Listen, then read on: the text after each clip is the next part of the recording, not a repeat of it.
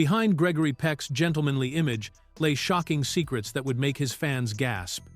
From sleeping in Central Park as a struggling actor to conducting a forbidden affair with Ingrid Bergman, the man who embodied moral authority on screen lived a far more scandalous life than anyone imagined. Here are 15 things you never knew about Gregory Peck. Fact 1. He slept in Central Park. Gregory Peck's journey to Hollywood stardom wasn't exactly glamorous, and there were times when the future leading man was literally living on the streets of New York City. After leaving the University of California at Berkeley without finishing his degree in 1941, Peck headed straight to Manhattan with big dreams of making it on Broadway. He enrolled in expensive acting classes at the prestigious neighborhood playhouse, but paying for those lessons quickly became a serious problem. The young actor was so broke that he couldn't afford basic necessities like food and shelter. While other aspiring performers might have given up and gone home, Peck was determined to stick it out no matter what it took. When he ran out of money for rent, he made a desperate decision that would have shocked his future fans. Instead of sleeping in a cheap hotel or finding a friend's couch, Peck actually spent nights sleeping rough in Central Park. This wasn't just a one-time emergency situation either. Peck regularly found himself bedding down in one of the most dangerous places in New York City during the early 1940s. Central Park at night was notorious for crime and violence, but the 6'3" aspiring actor had no other choice. He would find secluded spots among the trees and try to get some rest before heading to auditions the next day. The irony is almost unbelievable when you think about it. Here was a man who would go on to portray some of the most dignified and upstanding characters in film history, including the morally righteous Atticus Finch, yet he spent his early days as a homeless person sleeping in the dirt. Peck later described this period as one of the most challenging times of his life, but he never let the harsh conditions break his spirit or his determination to become a professional actor. Eventually, Peck managed to find work that kept him off the streets, including a job as a tour guide at Radio City Music Hall, but those nights in Central Park remained a humbling reminder of just how far he had come. Fact 2. His parents abandoned him. Gregory Peck's childhood was marked by a shocking abandonment that would have devastated most children, and it's something that very few people know about the beloved actor's early life. When Peck was just 5 years old in 1921, his parents went through a bitter divorce, but what happened next was truly heartbreaking and almost unbelievable for its cruelty. After the divorce proceedings were finalized, both of Peck's parents made a decision that seems almost impossible to understand from a modern perspective. Neither his mother nor his father wanted to take responsibility for raising their young son, and they both essentially walked away from their parental duties completely. This wasn't a case of one parent getting custody while the other paid support or visited on weekends, which would have been the normal arrangement even back then. Instead, both parents simply decided that Gregory was someone else's problem to deal with, leaving the 5-year-old boy without any immediate family to care for him. The situation was so unusual and disturbing that nobody in the family seems to have ever explained exactly why both parents made this heartless choice, and Peck himself never spoke publicly about their reasons for abandoning him so completely. Fortunately for the future star, his grandmother stepped in to save the day and agreed to raise the young boy in her home. She became his primary guardian and the closest thing to a stable parental figure that Peck would have during his childhood years. His grandmother not only provided him with a roof over his head and food on the table, but she also introduced him to the world of entertainment by taking him to the movies once a week. This weekly trip to the cinema became one of the most important influences in Peck's life, exposing him to the magic of storytelling and performance that would eventually shape his entire career. Without his grandmother's intervention and care, it's hard to imagine what would have become of the abandoned little boy who grew up to become one of Hollywood's most respected leading men. Fact 3. He was a sorority kitchen helper. Long before Gregory Peck became one of Hollywood's most distinguished leading men, he had to take on some pretty humble jobs to make ends meet, and one of them was particularly amusing given his future status as a heartthrob. While studying at the University of California at Berkeley in the mid-1930s, Peck was desperately trying to cover his college expenses, which included a yearly tuition of just $26 that he could barely afford even at that incredibly low price. To pay his bills and stay in school, Peck took a job as what was called a hasher, which was basically a kitchen helper and server who worked in college dining facilities. The twist that makes this story so entertaining is that Peck didn't choose to work at just any ordinary campus dining hall or restaurant, but instead found employment at the Gamma Phi Beta sorority house, where he was responsible for preparing and serving meals to the young women who lived there. Picture this scene from the 1930s. The future star of To Kill a Mockingbird and Roman Holiday, standing at 6 feet 3 inches tall, working as a member of the university rowing team and flipping pancakes in the sorority kitchen every morning. The sorority sisters were absolutely delighted when they discovered that this tall, handsome, and athletic young man was the one preparing their breakfast each day, and you can imagine the excitement that rippled through the house whenever Peck showed up for his shifts. What made the situation even more interesting was that Peck already possessed that famous deep, warm voice that would later make him one of the most recognizable actors in Hollywood. The combination of his impressive physical presence, his striking good looks, and that distinctive voice meant that the sorority sisters were getting a preview of what would eventually make Gregory Peck a major movie star, all while he was just trying to earn enough money to pay for his education and survive college. Fact 4. He dodged WWW with dance injury. When World War II broke out and the United States entered the conflict in 1941, virtually every able-bodied young man in America was expected to serve his country, but Gregory Peck had a legitimate medical excuse that kept him out of the military. The real story behind his draft exemption is both surprising and somewhat embarrassing, which explains why Hollywood studios later went to great lengths to cover up the actual facts and create a more heroic version of events. The truth is that Peck had seriously injured his back while taking modern dance classes during his training at acting school, and this injury was severe enough that the Army doctors declared him unfit for military service when he reported for his physical examination. Modern dance was actually a standard part of actor training in those days, as it was considered essential for developing body control, grace, and stage presence, but the rigorous physical demands of the dance classes proved too much for Peck's back. However, when Peck started becoming famous in the mid-1940s, movie audiences began asking uncomfortable questions about why this tall, strong, handsome leading man wasn't fighting overseas like so many other young Americans.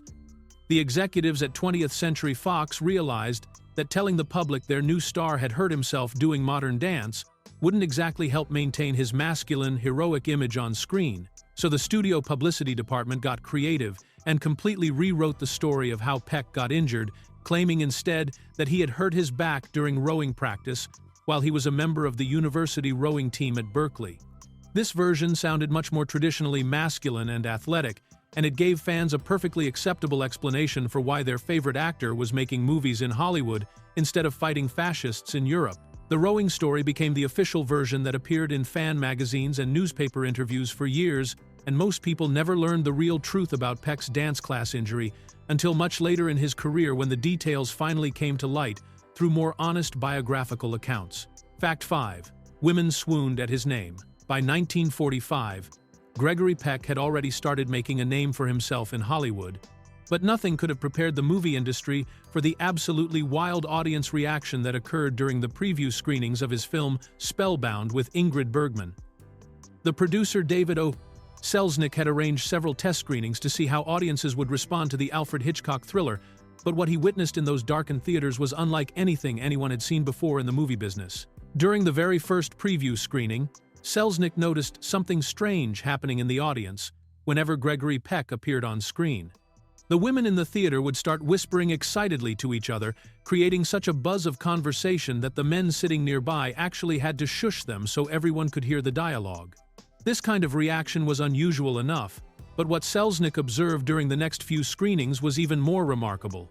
The female moviegoers weren't just getting excited when they saw Peck's handsome face on the big screen, they were actually starting their enthusiastic chatter much earlier than that. As Selznick watched more carefully during subsequent preview screenings, he realized that the women in the audience were beginning to whisper and giggle to each other the moment Gregory Peck's name appeared in the opening credits, before he had even made his first appearance in the actual movie. This meant that just seeing the words Gregory Peck spelled out on screen was enough to send female audiences into a state of excitement that disrupted the entire theater experience.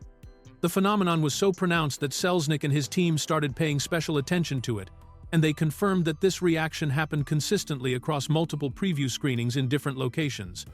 The mere mention of Peck's name had become enough to trigger what could only be described as mass swooning, turning a simple movie credit into an event that got women talking before the story had even begun. Fact 6.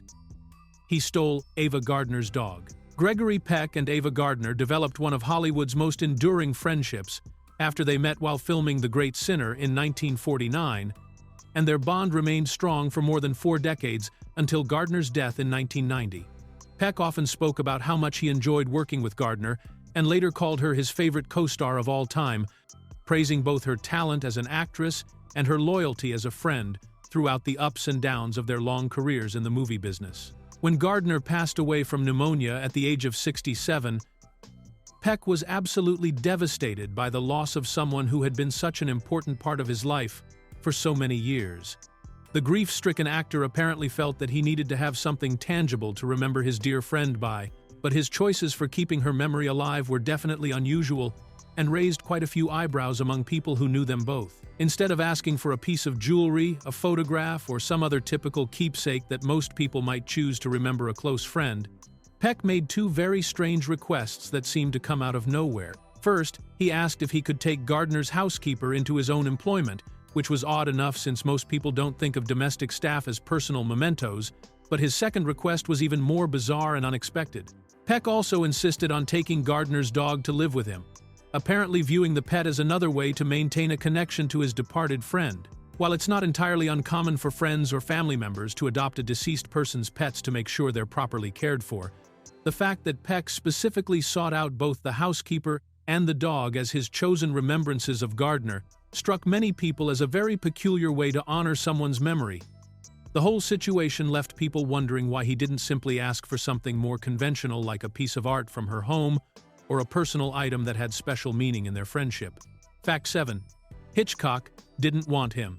When Gregory Peck was cast in Alfred Hitchcock's psychological thriller Spellbound in 1945, he thought he was getting the chance of a lifetime to work with one of the most respected directors in Hollywood, but the experience turned out to be far more uncomfortable than he had expected. From the very first day of filming, Peck noticed that something was seriously wrong with the way Hitchcock was treating him, and the famous director's behavior was making the relatively new actor feel incredibly insecure about his performance and his place on the movie set. Throughout the entire production, Hitchcock maintained a distinctly cold and distant attitude toward Peck, treating him with barely concealed indifference that was completely different from the warm, collaborative relationship that directors usually tried to build with their leading men. While Hitchcock was always professional and never openly rude, his interactions with Peck were noticeably formal and lacking in the enthusiasm or encouragement that actors typically received from their directors, especially when working on such an important and high-profile project. Peck spent weeks wondering what he had done wrong and why the legendary filmmaker seemed so uninterested in working with him, until he finally discovered the truth behind Hitchcock's chilly behavior. It turned out that the director had never wanted Gregory Peck for the role in the first place and had actually been counting on casting the much more established and popular Cary Grant as the male lead opposite Ingrid Bergman in the romantic thriller. When Grant turned down the role or became unavailable for the project, Hitchcock was forced to settle for Peck as his second choice, and he apparently never got over his disappointment about not getting his preferred leading man. The director essentially treated Peck like a consolation prize throughout the entire filming process, maintaining his professional distance because he was still holding a grudge about not being able to work with Grant instead, which made for a tense and uncomfortable working environment that lasted for the duration of the shoot. Fact 8. He had a secret affair. Throughout his entire career, Gregory Peck maintained one of the cleanest reputations in Hollywood, presenting himself as a devoted family man and moral figure both on screen and off, but this squeaky clean image was hiding a scandalous secret that he kept buried for most of his life. During the filming of Spellbound in 1945, Peck was a married man with a wife and children at home, but he found himself drawn into a passionate romantic relationship that violated everything the public believed about his character. The object of his affection was none other than his co-star, Ingrid Bergman, who was also married at the time and considered one of the most beautiful and talented actresses in the world. While audiences watching Spellbound could see the obvious chemistry between Peck and Bergman on screen, they had no idea that the two stars were actually conducting a real-life affair behind the scenes that went far beyond their professional working relationship. The romance between Peck and Bergman lasted for several weeks during the intense filming schedule, and both actors managed to keep their relationship completely secret from the press, their spouses, and even most of the cast and crew members working on the movie. This was particularly impressive given that Hollywood was notorious for gossip and rumors, and keeping any kind of secret affair hidden required incredible discretion from both parties involved. Peck successfully buried this scandal for decades, never speaking publicly about his relationship with Bergman until long after her death in 1982. It wasn't until 1987, a full 5 years after Bergman had passed away, that Peck finally admitted the truth in a candid interview. He confessed that he had genuine romantic feelings for Bergman, saying that they were both young people who became deeply involved during weeks of close and intense work together, though he remained somewhat vague about the specific details of their affair, even when he finally acknowledged that it had happened. Fact 9. He nearly drowned twice. When Gregory Peck agreed to take on the demanding role of Captain Ahab in director John Huston's 1956 adaptation of Moby Dick, he knew he was signing up for a physically challenging production, but he had no idea just how dangerous the filming would actually become. The movie required extensive ocean sequences to capture the epic story of a sea captain's obsessive quest for revenge against the legendary white whale, and Huston was determined to film as many scenes as possible on actual water, rather than relying on studio tanks or special effects. Peck had initially been reluctant to accept the role of the obsessed Captain Ahab because he wasn't sure he could convincingly portray a character who needed to display such intense passion and near madness, since his acting style was typically much more understated and controlled. However, Huston eventually convinced him that he was perfect for the part, and Peck committed himself fully to making the performance as authentic as possible, which meant participating in all the dangerous maritime scenes that the script required. Unfortunately, the decision to film real ocean sequences with a full-sized replica whaling ship turned out to be far more perilous than anyone had anticipated, and Peck found himself in genuine life-threatening situations on multiple occasions during the production. The rough seas and unpredictable weather conditions created hazardous filming environments, and during 2 separate incidents while shooting different scenes, Peck actually came close to drowning when he was thrown overboard or caught in dangerous water conditions. The near-drowning experiences were serious enough that the production team had to implement additional safety measures and keep rescue equipment constantly on standby whenever Peck was filming scenes that involved him being in or near the water. Despite these terrifying close calls, Peck continued working on the film and completed all of his required ocean scenes, though the dangerous production conditions certainly added an extra layer of authenticity to his portrayal of a man battling the unforgiving forces of nature on the high seas. Fact 10. He worked at World's Fair. Before Gregory Peck became famous for his deep, distinctive voice that would captivate audiences in classic films, he was using that same remarkable voice in a much more humble setting as a carnival barker at the 1939 New York World's Fair.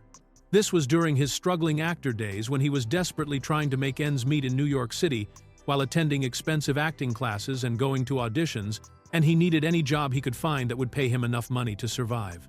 Working as a barker meant that Peck had to stand outside various attractions and shows at the World's Fair, using his voice to rapidly call out to passing crowds and try to convince them to pay their money to see whatever entertainment was on offer inside.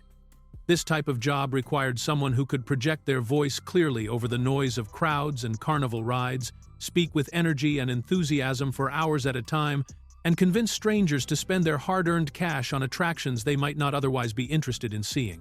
The irony of the situation is almost perfect when you think about it, because Peck was essentially doing an early version of the same thing he would later do as a movie star, which was using his voice and presence to draw people into stories and entertainment experiences. The difference was that instead of appearing on a movie screen in elegant costumes and dramatic lighting, he was standing on dusty fairgrounds wearing whatever clothes he could afford, calling out to families and tourists as they walked by the various booths and attractions. What makes this job even more interesting is that the 1939 World's Fair was a massive cultural event that attracted millions of visitors from around the world. So Peck was actually performing in front of huge crowds every single day, getting valuable experience in public speaking and audience engagement that would serve him well throughout his later career. While he was just trying to earn enough money to pay for food and rent, he was unknowingly developing the skills and confidence that would eventually help make him one of Hollywood's most commanding screen presences. Fact 11. He demanded more screen time. When Gregory Peck was offered the role of Atticus Finch in the film adaptation of To Kill a Mockingbird, he made a demand that fundamentally altered the entire focus of the movie and shifted it away from what Harper Lee had originally written in her beloved novel. Anyone who has read Lee's book knows that the story is primarily told from the perspective of young Scout Finch and her brother Jem, with the children's experiences and coming-of-age journey serving as the main narrative thread throughout the story. However, before Peck agreed to take on the role of the children's father, he insisted that the screenplay be rewritten to give his adult character much more prominence and screen time than Atticus Finch had in the original novel.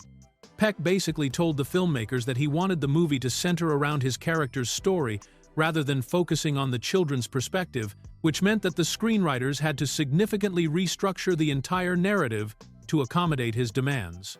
This was an incredibly selfish move on Peck's part, since it meant taking away focus and importance from the young actors who were supposed to be playing the main characters, and it required the writers to invent new scenes and storylines that would give the adult character more to do throughout the film.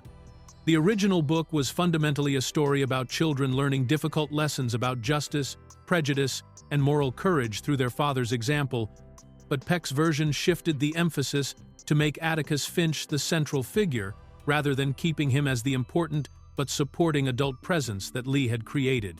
Despite the fact that this change was driven by Peck's desire for a larger role rather than any artistic vision, most critics and audiences would probably agree that his instincts were correct, and that the movie benefited enormously from having more focus on the Atticus Finch character. Peck's performance as the morally upright lawyer defending a black man in the racist South became one of the most iconic roles in film history, and the American Film Institute later named Atticus Finch the greatest movie hero of all time. Fact 12.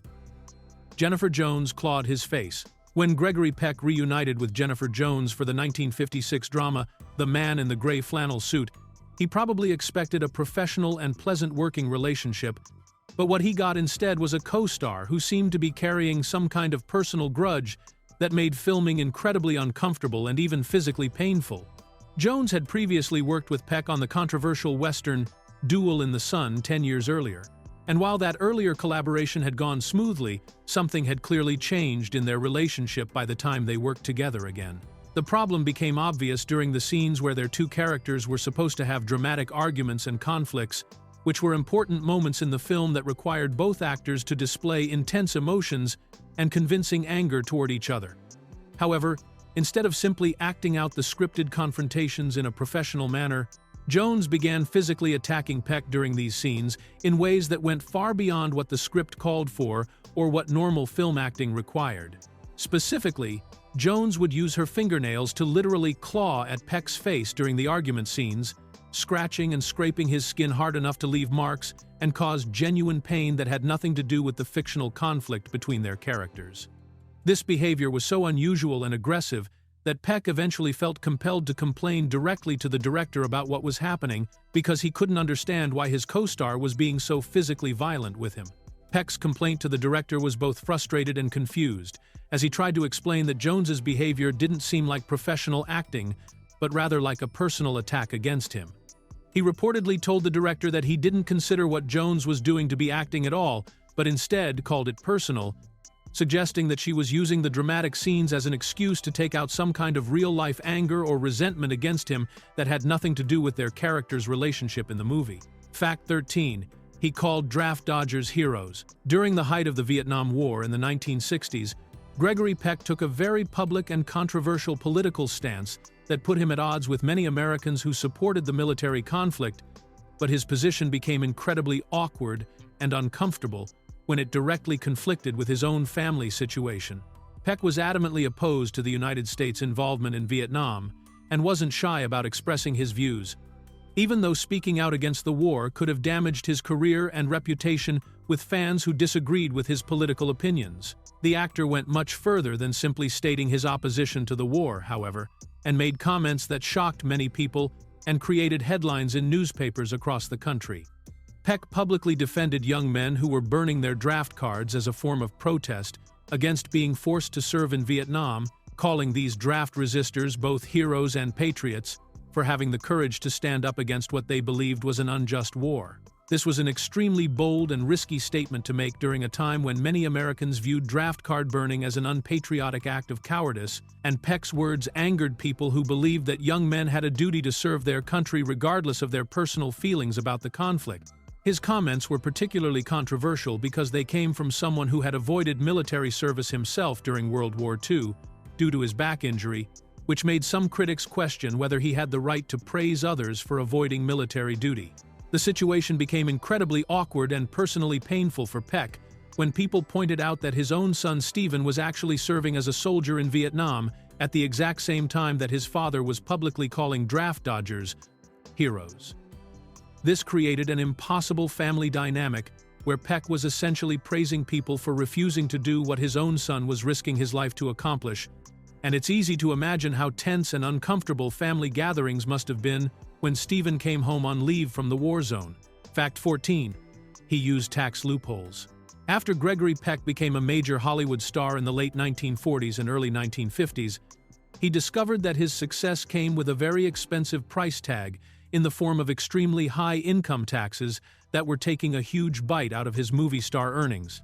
Like many wealthy Americans during this period, Peck was facing tax rates that seemed almost punitive for high earners, and he wasn't content to simply pay whatever the government demanded without exploring his options for legally reducing his tax burden. Peck's accountants and financial advisors informed him about a little-known but perfectly legal tax loophole that could save him enormous amounts of money if he was willing to make some significant changes to his work schedule and living arrangements. The loophole worked like this. If an American citizen worked outside the United States for extended periods of time, they could qualify for substantial tax reductions or even exemptions on their foreign-earned income, which meant that Peck could potentially avoid paying the full U.S. tax rate on money he made from international film projects. Armed with this information, Peck made a calculated decision to strategically accept movie roles that would require him to work overseas for long stretches of time, essentially turning himself into a tax exile who spent months at a time living and working in foreign countries. During this period, he took on film projects in the United Kingdom, Germany, and Sri Lanka, deliberately choosing roles that would keep him outside the United States long enough to qualify for the tax benefits he was seeking. While Peck certainly wasn't breaking any laws by using this strategy, it was a pretty shrewd financial move that showed he was much more business-savvy than his humble, moral screen persona might have suggested. The arrangement allowed him to continue his successful acting career while dramatically reducing the amount of money he had to send to the Internal Revenue Service, and he essentially turned what could have been a burden into an opportunity to work in exotic locations while keeping more of his hard-earned income. Fact 15. His funeral password was Atticus. When Gregory Peck passed away on June 12, 2003, at his home in Los Angeles with his wife by his side, the outpouring of grief and desire to pay respects was so overwhelming that his funeral planners had to implement some very unusual security measures to manage the enormous crowds. The public memorial service drew nearly 3,000 mourners, including countless Hollywood celebrities, politicians, fans, and people from all walks of life who wanted to honor the memory of one of cinema's most beloved leading men. With such a massive turnout expected, the organizers realized they needed a way to distinguish between genuine friends and family members who had been personally invited to attend the service and the general public or casual admirers who might try to gain entry without permission. The solution they came up with was both practical and deeply meaningful, requiring anyone who claimed to be a close friend or family member to provide a special password before they would be allowed inside the venue. The password they chose was Atticus, which was the name of Peck's most famous and cherished character, Atticus Finch from To Kill a Mockingbird. This wasn't a random selection by the funeral organizers, but rather a deliberate choice that reflected how much that particular role had meant to Peck throughout his life and career. The character of Atticus Finch, the morally upright lawyer who defended an innocent black man in the racist South, had become so closely associated with Peck's own identity and values that many people couldn't separate the actor from the character he had portrayed. The use of Atticus as the funeral password was particularly touching because it acknowledged that this role wasn't just another job for Peck, but rather the performance that he considered the defining achievement of his entire career. Even decades after the film was released, Peck would often say that playing Atticus Finch was the role he was most proud of, and the American Film Institute later named the character the greatest movie hero of all time, making it the perfect tribute to honor Peck's legacy.